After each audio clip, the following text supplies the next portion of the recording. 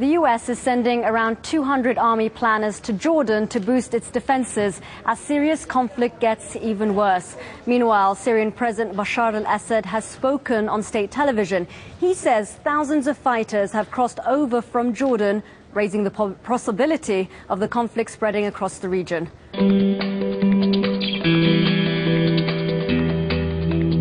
Syrian television viewers have watched their president give a rare interview accusing the West of supporting al-Qaida militants in the country's civil war. Talking on a pro-government TV channel, President Bashar al-Assad warned the militants would turn against their backers and strike in the heart of Europe and the US. Throughout the interview, the president maintained a righteous tone.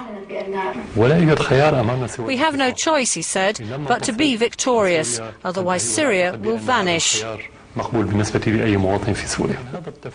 Assad reserved some of his strongest criticism for Jordan. He accused it of allowing thousands of fighters to cross into Syria to join the conflict. He also warned the violence could easily spread across to Syria's neighbour.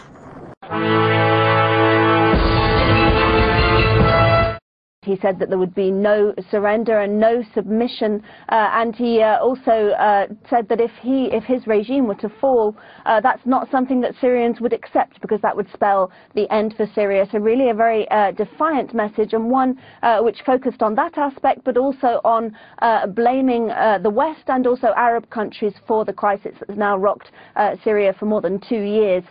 He also said that accused Jordan of allowing hundreds of rebels to cross its border into Syrian territory carrying weapons, while failing to intercept anyone with even a light weapon who went to, in his words, to resist in Palestine.